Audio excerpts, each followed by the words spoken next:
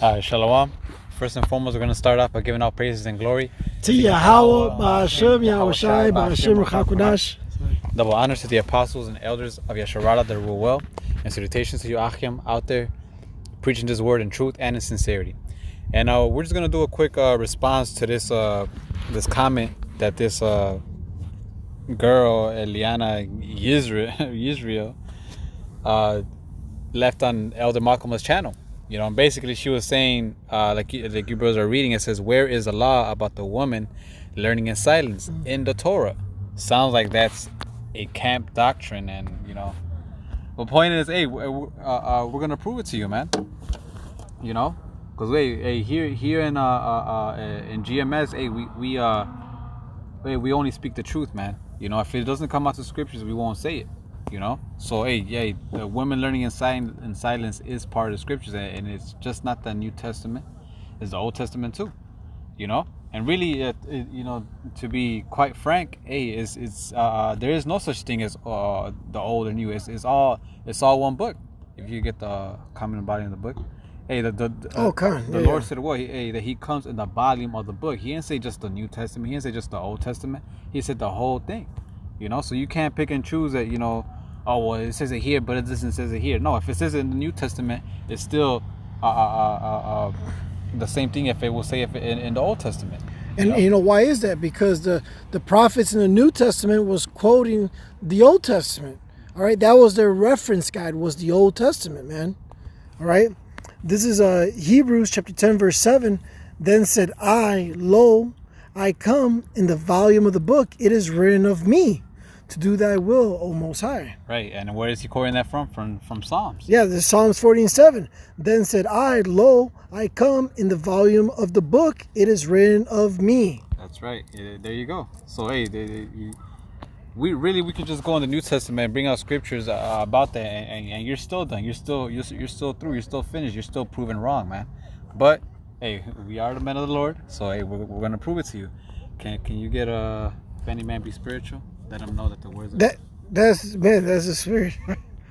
Is this one? No. Oh, well, Look at the I was looking man spiritual. You know, because Paul even said it that whatever he was saying, the words that came out of his mouth were what?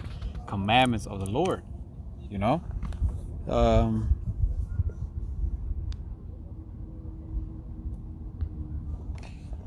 This is 1 Corinthians 14 and 37. It says, if any man think himself to be a prophet,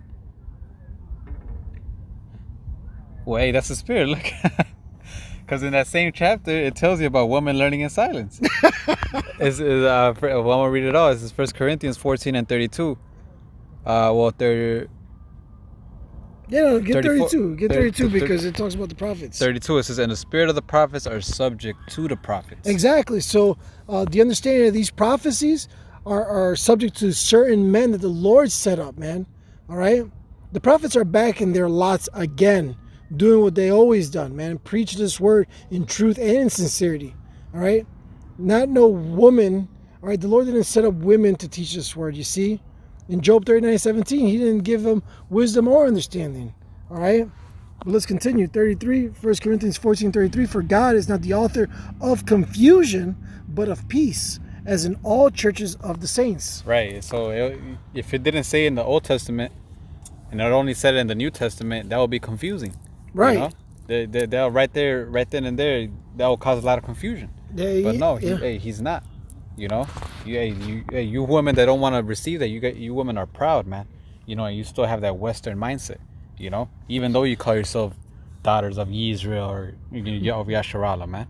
You know, it says, verse 34, 1 Corinthians 14:34, let your women keep silence in the churches, for it is not permitted unto them to speak, but they are commanded to be under obedience, as also saith the law.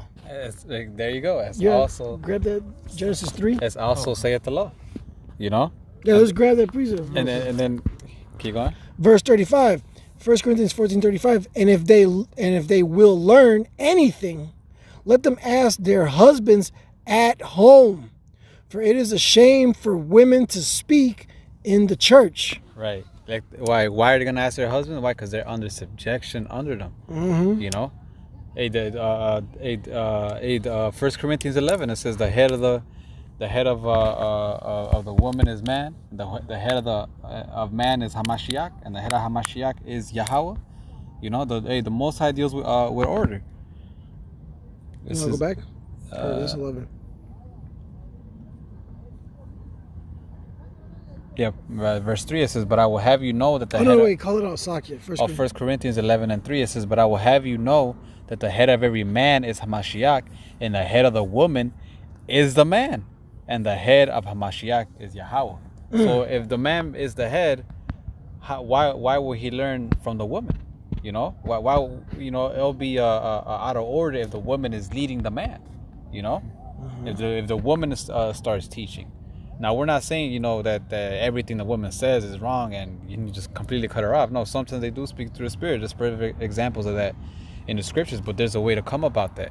You can't just say it, you know, oh yeah, hey, you know, just scream at your man and, you know, starting to teach him and start making videos and shit. Nah, man, it's a way you come about that, you know? Yeah, you can't come with authority. You know what I'm saying? Right. The authority wasn't given to you. You got to be under subjection under your husband. This is Genesis 3:16. Unto the women he said, I will greatly multiply thy sorrow and thy conception, and sorrow thou shalt bring forth children. Okay, so yeah, man, these women go through a lot of pain when they have children. But reading on, and thy desire shall be to thy husband, and he shall rule over thee. So hey, you got to do the desires of your husband, man. You got to do what pleases your husband. All right, and hey, your husband is supposed to rule over you, man. All right, so you got to be obedient to your husband, man. Whatever he tells you to do, hey, you women got to do it, man. All right, as long as it's not, of course, not going off, going off, and going astray against the law, statutes, and commandments, man. But, hey, your husband, he tells you to cook, man. Your husband wants it, you give it to him, like, you women are our servants, man. You women are our helpers, man. All right, our property. Hey, we work and we provide, man. Hey, you women should be in the house, hey, cooking, cleaning, make sure the kids are all fixed, all tidy up, all right, have the have their clothes nice and clean, have the house nice and clean, all right, Yeah, housewife, man, in other words, man. It's order, man, and it's beautiful when everything is in order, man, because right now, the women here in America, man, don't do that, man, for the most part, man. They're completely out of order, man. That's why the household is all fucked up, man. Yep. Keep going in that 1 Corinthians 14. 14? Okay. Yeah. It says, 36, it says, what? Came the word of Yahweh out from you? Or came it unto you only?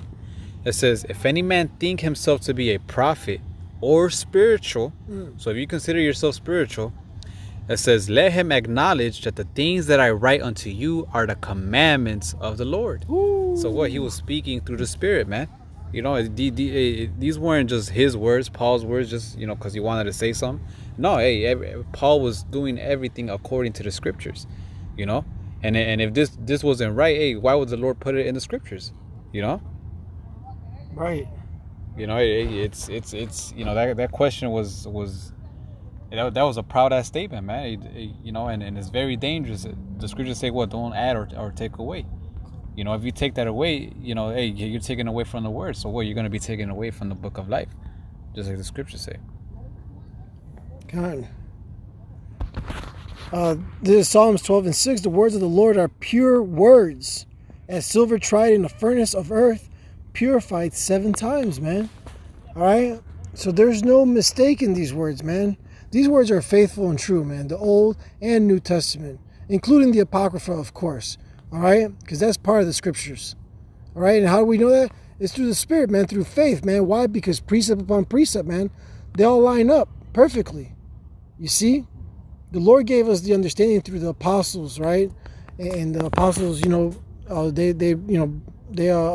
sowed the seed, and now they're bringing out that fruit. That's why you have camps of great millstone camps all over the world, man, preaching this same doctrine, man, seeing eye to eye with each other, man, not changing it, not adding or taking away, man. All right. making it plain upon tables, you see, and only the elect are going to receive it, man, because none of the wicked shall understand, and that includes you 2/3, man, of Israel. Yep. Can you get that example in Esther? Okay. You know, because we're gonna show you 2 examples in the Old Testament of women being under subjection by their man. I got something real quick. First chapter. Esther, the first chapter. I got something real quick. Just going go into ahead. how the women should be. So Book of Titus 2, and I started verse 2.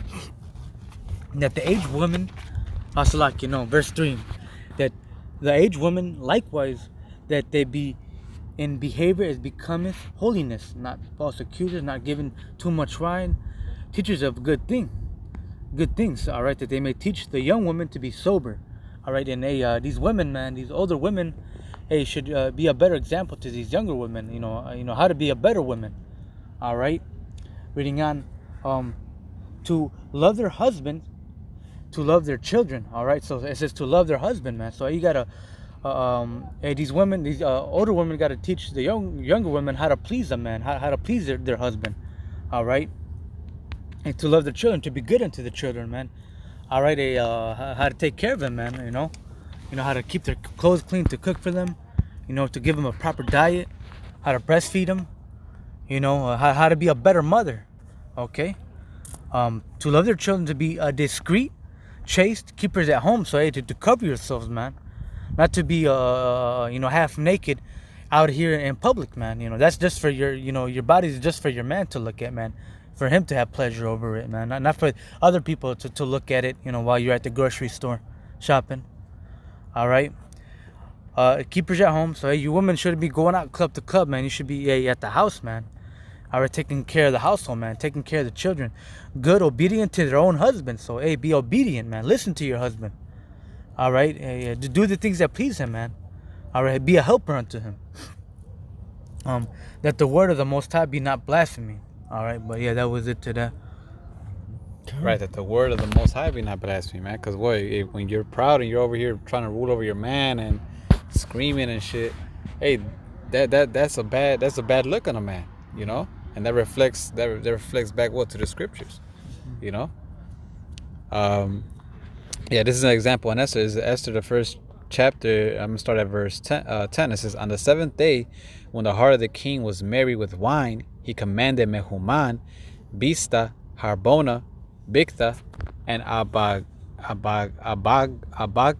Setar, and Carcas, the 7 chamberlains that served in the presence of Ahasuerus the king, to bring Vashti the queen before the king with the crown royal, to show the people and the princess her beauty, for she was fair to look on. So here it is. He's married with wine.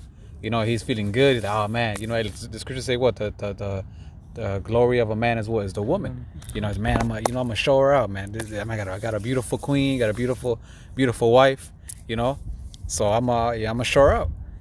But look what happened. It says, but the queen Vashti refused to come at the king's commandment by his chamberlains. Therefore was the king very wroth, and his anger burnt in them.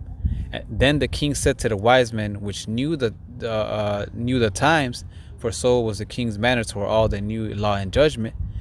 And the next unto him was Karshena, Shetar, Admatha, Tarshish, Meres, Mersena, and Memucan, the 7 princes of Persia and Media, and saw the king's face, and which sat the first in the kingdom. What shall we do unto the queen Vashti according to the law, because she had not performed the commandment of the king Ahasuerus by the chamberlains? And Memucan answered before the king and the princess, Vashti the queen had not done wrong to the king only, but also to the princes and to all the people that are in the provinces of the king Ahasuerus.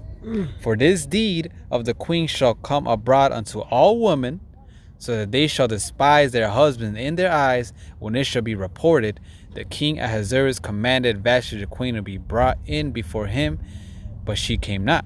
You see, so they're like, man, this is going to be a bad look. This is going to set up a bad vibration to the other women. Now these women are going to what? Trying to talk back to their man, trying to usurp authority to their man. So we got to do something for what? So we could keep let them know there's consequences if you do this. So the women can stay on point.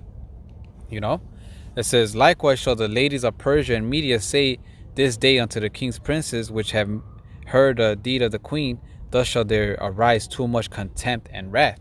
You see, if it please the king, let there go a royal commandment, let it be written among the laws of Persia and Medes, that it be not altered, that Vashti come no more before the king Ahasuerus, and let the king give her royal estate unto another that is better than she. And when the king's decrees which he shall make shall be published throughout all his empire, for it is great, all the wives shall give to their husband honor, both great and small. You see? Now you might want to say, oh, well, this is a heathen king. Well, hey, that doesn't matter. He did something that was according to the law, something that was in acceptance of Yahweh Ba'Shem Yahweh Shai. Because if it weren't, it wouldn't be written in the scriptures. So here it is, a woman try to usurp authority, try to do something, not follow her husband or not hear her husband, and what happened? Hey, he cut her off. He cut her off and made her an example.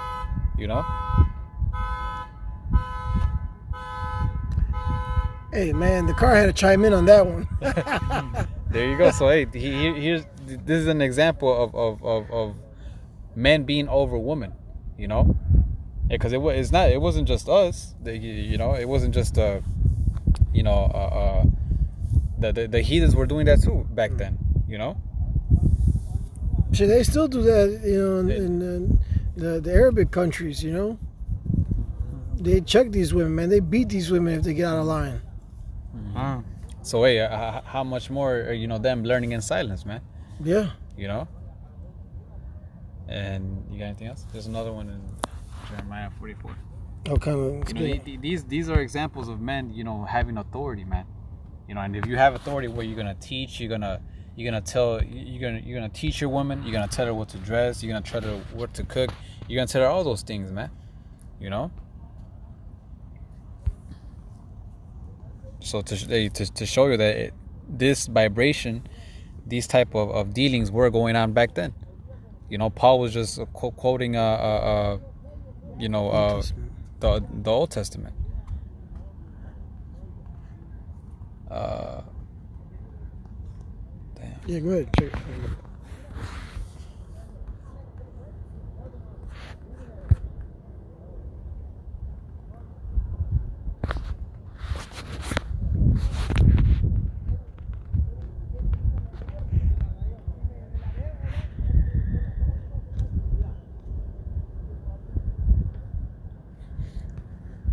I'm gonna get straight to the point.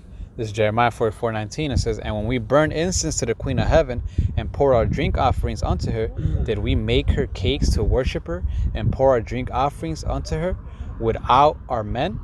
You see, implying that that their men were in authority, and if they're, right here they were going off, but if their men were righteous and they put them in their place and told them that they were going off, they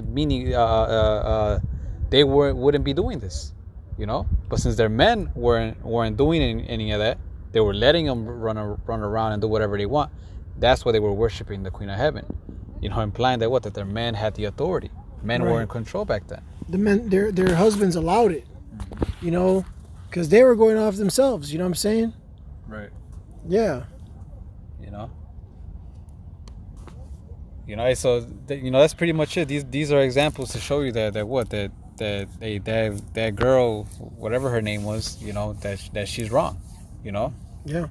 In the Old Testament, there's a lot more where it talks about women being under subjection under man and learning in silence. There's never been one where it was a woman teaching a man and the man listened and there was a whole church and the priest was a woman, and nah, man. Right. That's what you find today in these harlot houses, man. What you call churches. Yep. Iglesias. Yep. Hey, so with that, hopefully your brethren were edified. We're gonna end it by giving our praises and glory to Yahweh, Ba'Shem Yahweh Shai, Ba'Shem HaKodash. Double honors to the apostles and elders of Yeshua that rule well, and salutations to you, Akim, preaching this word in truth and in sincerity. Shalom. Shalom. Abba.